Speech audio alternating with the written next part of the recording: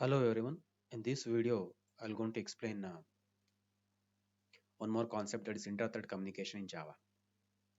Okay. Yeah.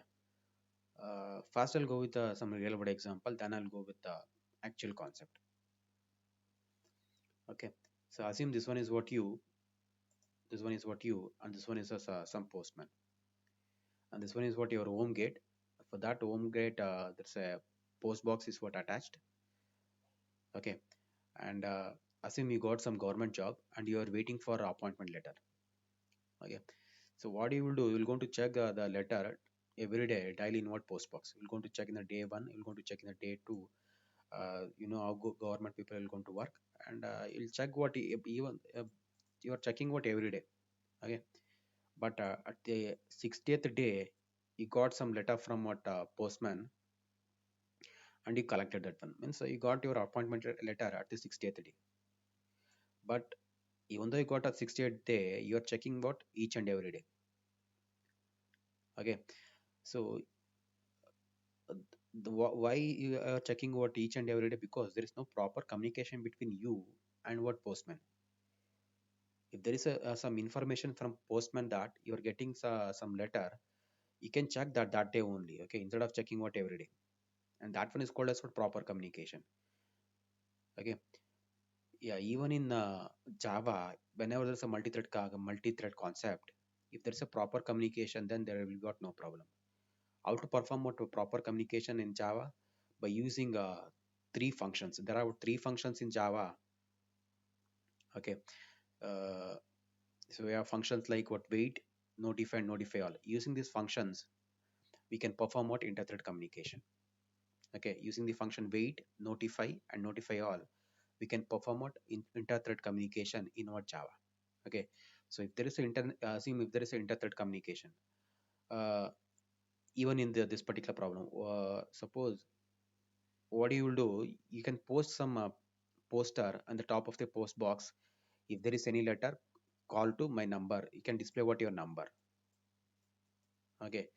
Now what postman will do, whenever there's a letter, you'll put that one in a post box and you'll just read the message whatever you pasted, and you'll call what your number. Okay. Whenever you paste some poster on the post box, you will be in what waiting state. Okay, just like calling what wait method. And whenever there's a letter, after putting that in a post box, if the postman calls by using what your number, that is just like calling what notify method. After pasting the poster, it is just like calling wait method. After putting the letter in post box and calling what your number by the postman, that is just like calling what notify. What notify what wait will do is, it will make a thread towards sleep for some time.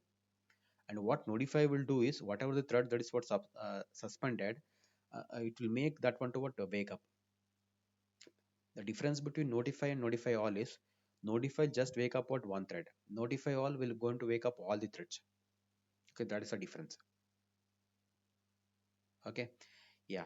So one of the best example for inter-thread communication in Java is producer consumer problem. Okay.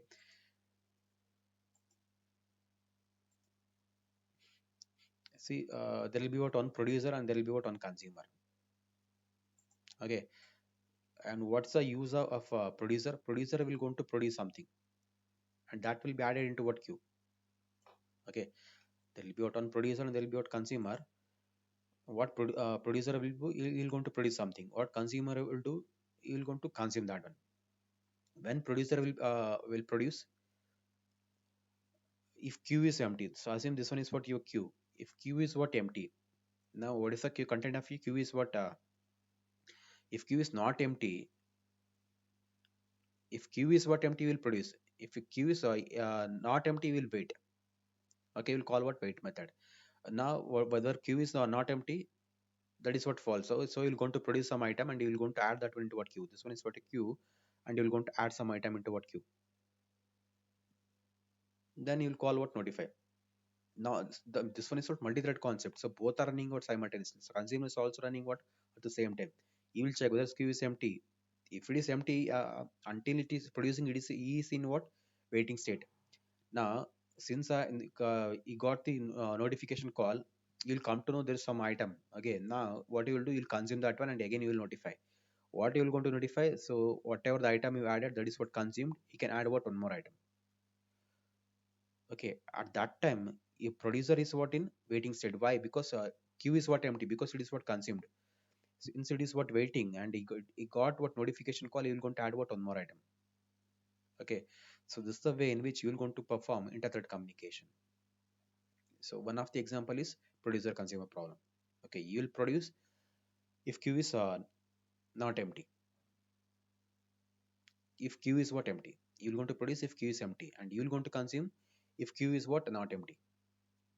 Okay, both will going to produce, both will going to call wait as well as what notify method. Okay, now we'll go now directly we'll go with what one programmatic example.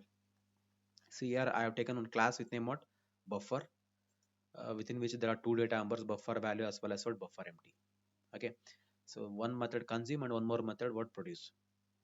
So what produce will do, will produce something, and it'll just display that. What is consumer will do, whatever that is what produce, it will be consumed. Okay, yeah, just two methods. Next, there is one more class, produce consumer example, and that is inheriting from what inbuilt method thread, which is used to create our own threads. So within which we are just there is a run method. So whenever there's an inheritance with from thread, there should be what on run method. There's run method within which we are just calling both produce as well as what consume. Okay, in the same class, produce consume example, we have what public static varchar. Okay, we'll start with what public static varchar. So there is a buffer. Okay, so buffer object got created. So I think you know what will happen once you create an object. So buffer object got created, therefore this two will be what will be space will be allocated, and since I'm assigning some value, default constructor will be executed, and that will going to assign true to what buffer empty. So buffer empty value is what now true. Okay, yeah. Now again I'm creating two more objects of type what producer consumer example. This class object got created, that is inheriting from it in a one built-in class thread.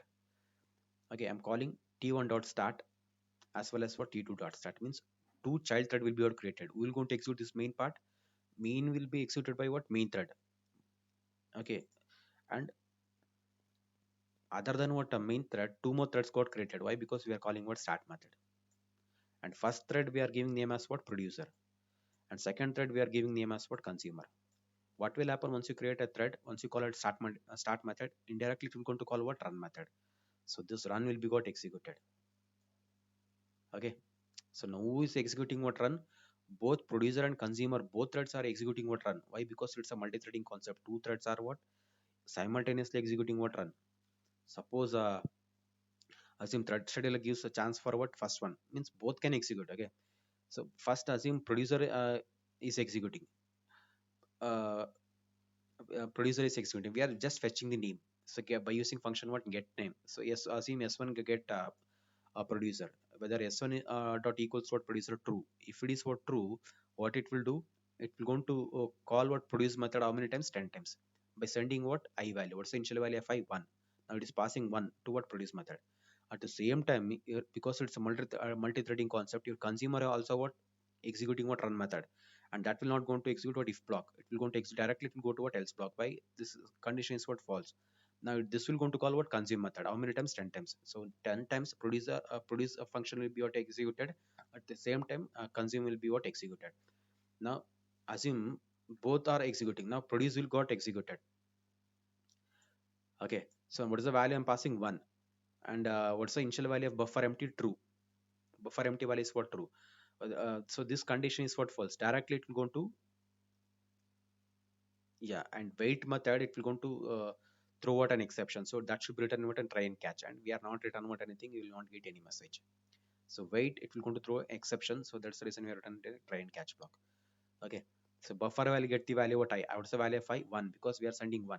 Okay, next we will make buffer empty is equal to false, and we'll just print that one. Whatever we send from the main, that will be got printed, means producer producing 1. Next it will call what notify. Now at the same time this one is also what executing. Okay, buffer initially, what's the value of buffer empty? True. So now your consumer initially will be in waiting state. Once you got a notification, come out of that if block, then it will going to consume that one. So what is that value? One will be what consumed, and it will make buffer empty to true. Okay, and again it buffer empty will be going to, it will notify, means at the same time your producer is what, in a waiting state. Now it will going to take a second value. Why? Because we are in a loop, both are in a loop, and both will run what 10 times. The same way, next producer will produce and consumer will consume. So the second value for 2, again for 3, producer will produce, consumer will consume, and this will what continue how many times? 10 times. Okay, and you'll get the output in this way. See, compiled and run the same program. See, producer is producing 1, consumer is consuming 1. Producer is producing 2, consumer is consuming 2. Same way, producer is producing 10, consumer is consuming 10. So why I got output 10 times? Because I'm written within a while loop that will run how many times? 10 times. Okay, yeah. So now just write the side heading. So inter-thread communication in Java. Next you write on this definition.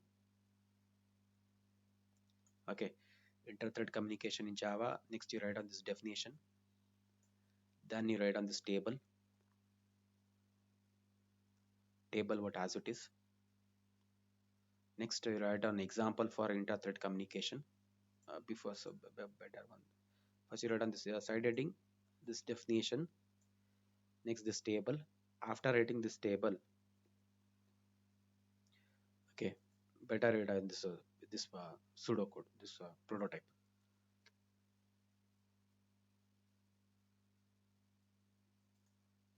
After writing this table, you write what example for inter-thread communication. Example for inter-thread communication. Next you write on this one. Okay, after writing, then you can write on this program, complete program.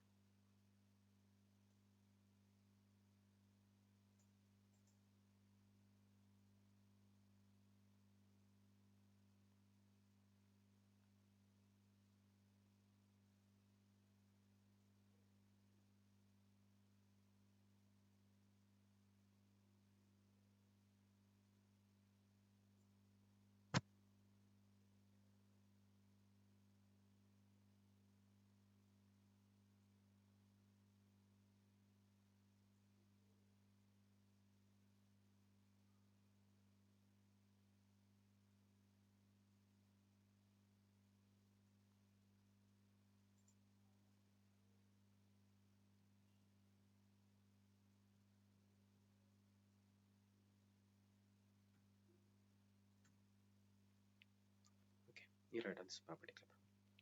And for the MCA students, this one is your lab program number 5. You copy this one in both class as well as what in your lab observation.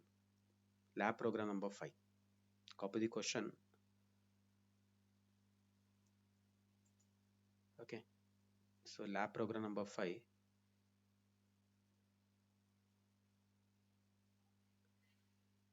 So you just copy this question.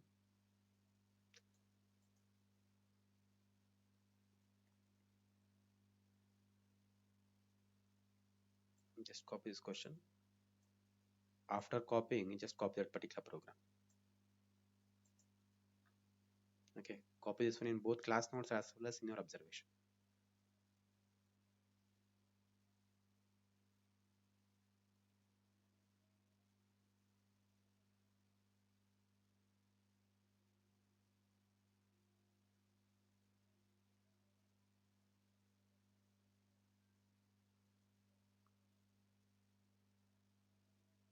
So after copying this one, copy the output from here to here.